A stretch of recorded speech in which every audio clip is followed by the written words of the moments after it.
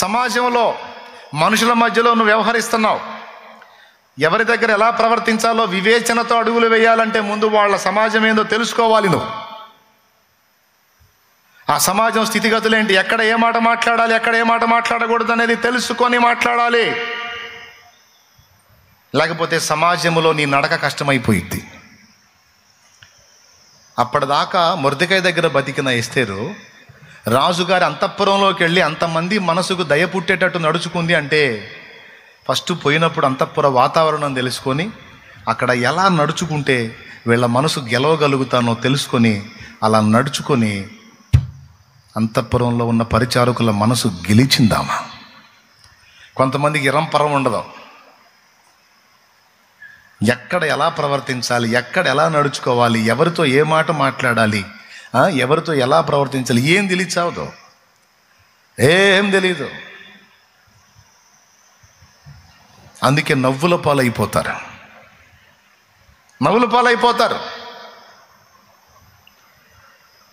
కష్టార్జితం సంపాదిస్తారు, దాన్ని ఎలా రొటేట్ చేసుకోవాలి, ఎలా డెవలప్ చేసుకోవాలో తెలియదు. కొంతమంది డబ్బులు 4 లక్షలు రాగానే పల్లెటూరులో తీర్చి మొదలు పెడతాడు ఇల్లు. దేవుడు ఆశీర్వదించాడు, 4 లక్షలు ఇచ్చాడా, ఇచ్చినప్పుడు ఆ 4 లక్షలు ఇంకో 4 లక్షలు అయ్యేటట్టు దాన్ని ఎలా ఉపయోగించాలి, ఏ విధంగా దాని నుండి మనం రాబట్టాలనేది తెలియదు. 4 లక్షలు రాగానే మొదలు పెడతాడు, తీసి పెద్ద ఇల్లు మొదలు పెడతాడు. అది పట్టణంలో అయినా పల్లెటూరులోనైనా మొదలుపెట్టి 4 లక్షలకి ఇంకో 4 లక్షలు అప్పు చేస్తాడు. 8 లక్షలు పెట్టి ఇల్లు కట్టి ఇంట్లోకి వెళ్తాడు.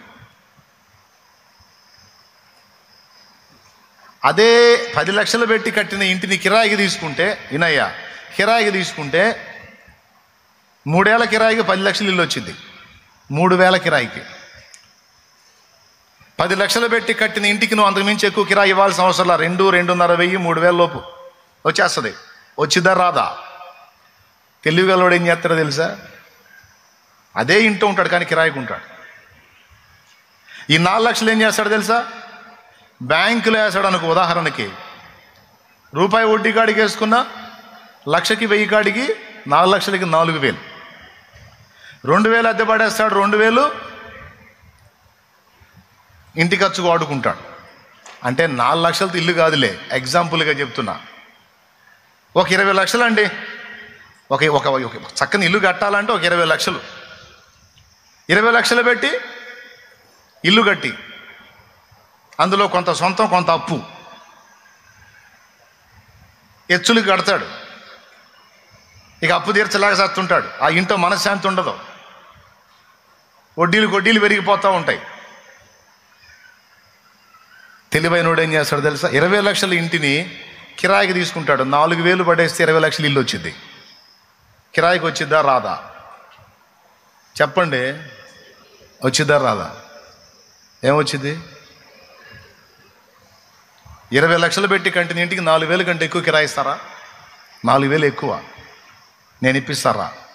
20 లక్షల ఇంటిని 4,000కి ఇప్పిస్తా కిరాయికి. అదే ఎక్కువ. మళ్ళీ ఇంట్లోకి వెళ్ళిన తర్వాత ఏ సమస్య వచ్చినా ఫోన్ చేయొచ్చు ఇంటి ఓనర్కి.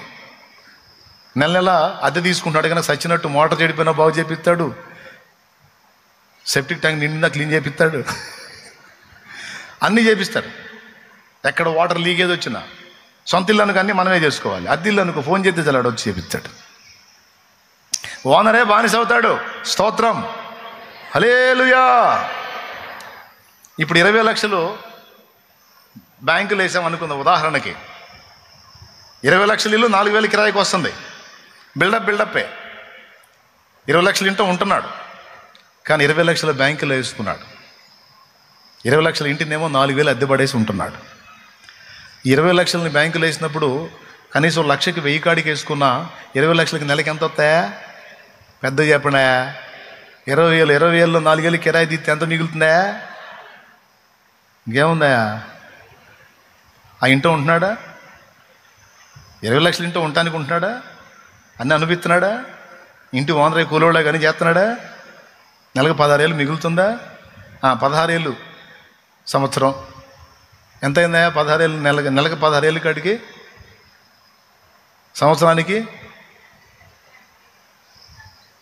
లెక్కేసుకో. ఇక కొంతమంది ఆ పని చేస్తారు తెలివిగా, చక్కగా తీసుకెళ్ళి ఏ స్థలంలోనో ఏదో దానిలో 4 రూపాయలు వచ్చేటట్టు పెట్టుకుంటాడు.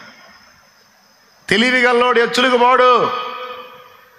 అర్రే 20 లక్షలు 10 లక్షలు కనపడదు వాళ్ళకి నాపలేం. ఏంటంటే మొదలు పెడుతున్నారు, ఇల్లు మొదలు పెడుతున్నా, మొత్తం 3 బెడ్రూమ్ మొదలు పెడుతున్నారా, మొదలుపెట్టి 3 లెంటల మట్టం కూడా అయిపోతాయి. ఇక మొదలుపెట్టి అప్పులు చేసి చేసి చేసి ఇప్పుడు నేను చెబుతుంటే ఎవరికో బలు పెరుగుతూ ఉంటుంది. అన్నా ఖచ్చితంగా ఆ పని చేశాను, ఈ గచ్చి పట్టానని. స్తోత్రం. ఇప్పుడు కష్టపడి రూపాయి సంపాదించినప్పుడు సమాజంలో నిలదొక్కాలంటే సమాజ నడక ఎలా ఉందో తెలుసుకొని మనం ఈ రూపాయిని ఏ విధంగా మనం దాన్ని డెవలప్ చేయాలి, దేనిలో ఇన్వెస్ట్ చేయాలి, ఏ విధంగా చేస్తే నాకు ప్రతిఫలం వస్తుంది, నా ఫ్యామిలీ ప్రశాంతంగా తెలుసుకోవాలి కదా. తీర్చి కట్టే 20 లక్షలు పెట్టి ఇల్లు ఏం ఒరిగింది? 4,000 అద్దె తప్పిని తప్ప నీకు అగసాట్లు తప్పలా. ఏం ఒరిగింది నీకు? మహా 4,000 అద్దె తప్పింది. ఇంకేం ఒరిగింది? 20 లక్షలు పోయింది, అప్పు మిగిలింది. ఆ ఇంట్లో మనశ్శాంతి ఉందా? 10 లక్షలు అప్పు, 10 లక్షలు సొంతం, 10 లక్షలు నెలగొడ్డి ఎంత? కనీసం ధర్మ వడ్డీ 2 రూపాయలు వేసుకుంటే చెప్పవయ్యా 8,000. ఎంత మిగిలింది? 4,000 అద్దె కవర్ అయింది. 20 లక్షలు తీర్చి ఇల్లు కడితే ఆడ వడ్డీ ఎంత అయింది? 10 లక్షలు వడ్డీ, 1,02,000 కాడికి 10 లక్షలకి 20,000, 20,000 4,000ది 16,000. మళ్ళా వడ్డీకి వడ్డీ కుప్ప కూర్చొని కుప్ప పెరిగిపోతా అట్టయిని అప్పులు నీకు. కొంతమంది నా దగ్గరికి వచ్చి ఎట్టయినా కూడా అర్థం కావట్లేదంటే నాకు తెలుసుగా, ఎందుకంటే అందులో PhD పొందున్నాం ఈడ.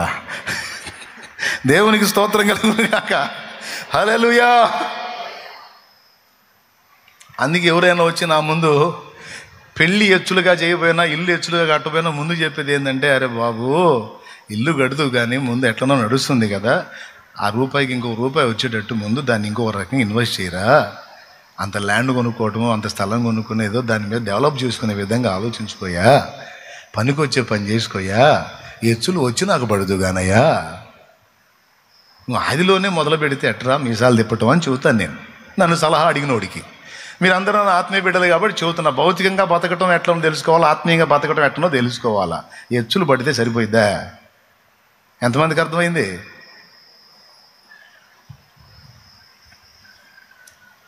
ఎక్కడెక్కడ అప్పులు తీసుకొచ్చి ఎచ్చులు పడి పెళ్లి చేస్తారు కొంతమంది. వచ్చిన వాళ్ళు తినిపోతారు. నువ్వు ఎంత పెళ్లి చేసినా జయలలిత కొడుకు పెళ్లిలా చేస్తావా? ఏమయ్యా కార్డు కాల్చినా కూడా 4,000 రూపాయలు బంగారం వచ్చిందంట. కార్డు ఇస్తే ఆ కార్డు కాల్చి 5,000 రూపాయలు బంగారం వచ్చిందంట.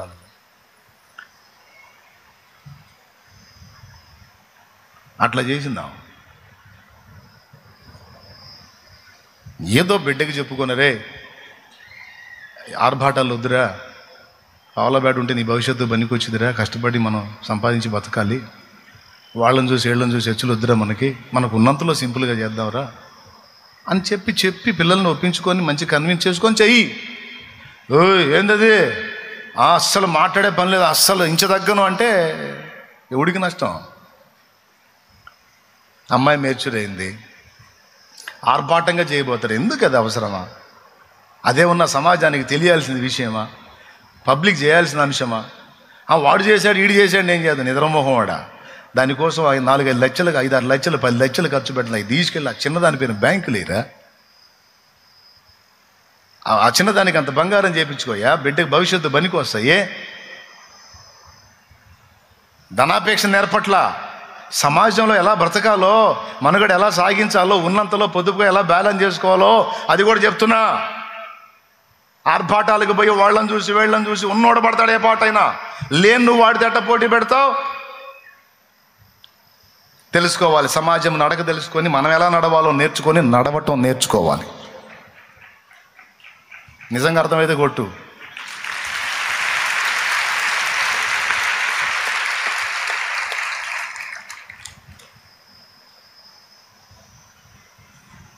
3 అయిపోయినాయి. మనుషుల ముందు ఎలా ప్రవర్తించాలో, ఎలా నడుచుకోవాలో, కొన్ని స్థితిగతుల్లో ఎలా వ్యవహరించాలో, సమాజంలో సమస్యలు వచ్చినప్పుడు ఏ విధంగా ప్రవర్తించాలో. ముందు సమాజాన్ని చదవాలి బిడ్డ. సమాజం పోకడ చదవాలి. తెలుసా? అర్థమైందని చెప్పిందే. 4వది, సంఘములో ఎలాగ ప్రవర్తించాలో ముందు సంఘాన్ని చదవాలి. సంఘం గురించి ఏం చెప్తుంది గ్రంథం? ఇద్దరు ఎదురుపడ్డప్పుడు ఒకరినొకరు గౌరవించుకుంటాం, వందనాలు చెప్పుకోవటం, ఒకరినొకరు పలకరించుకోవటం, కూటం అయిపోయినాక పలకరించుకోవటం, దైవజనుడు చెప్పేది జాగ్రత్తగా వినటం, ప్రభు బల్లగా సిద్ధపడటం, దేవుడు ఇచ్చిన దానిలో నుండి దేవుని కొరకు కేటాయించటం, దాని గురించి ఒకరికొకళ్ళు అభ్యాసం కల్పించటం, గ్రహింపు కలిగించటం, ప్రార్థనా జీవితం. సంఘములో చేయవలసిన కార్యాలు కొన్ని ఉన్నాయి. పరిచర్య చేయటం. తెలుసుకుంటే కదా ఇవన్నీ చేసేది. తెలుసుకోకపోతే వస్తావు పోతావు, ఏం తెలిసిద్ది? తెలుసుకోవాలి. సంఘం అంటే ఏంటి? సంఘములో నా బాధ్యత ఏంది? సమాజంలో నా బాధ్యత ఏంది? సంఘ క్రమం ఎలా నడుస్తుంది? ఇందులో నేనేం చేయాలి? సమాజం పోకడ ఎలా ఉంది? అందులో నేను ఎలా జాగ్రత్త పడాలి? ఈరోజు విచ్చలవిడి జీవితాల్లో నశించిపోతున్నారు. ఆ సమాజంలో నువ్వు ఉన్నావు, నువ్వు కూడా వాళ్ళతో కలిసిపోతావా? నో. దాని నడక నీకు అర్థమైంది కనుక దాని పోకడ నువ్వు పోవటానికి వీల్లేదు. భౌతికంగానే కాదు, ఇందాక చెప్పినట్టు ఆత్మీయంగా కూడా జాగ్రత్తగా ఉండాలి. లోతు దినముల్లో, నోవా దినములు ఎలాగుంది అలాగుంది అన్నాడు. కాబట్టి సమాజ పోకడ భయంకరంగా ఉంది కనుక దాని పోకడ నువ్వు పోవద్దు. దానికి వ్యతిరేకంగా నువ్వు పోరాడి గెలవాలి. గెలవాలంటే దాని పోకడ తెలుసుకోవాలిగా, దాన్ని అసలు అభ్యాసం చేయాలిగా.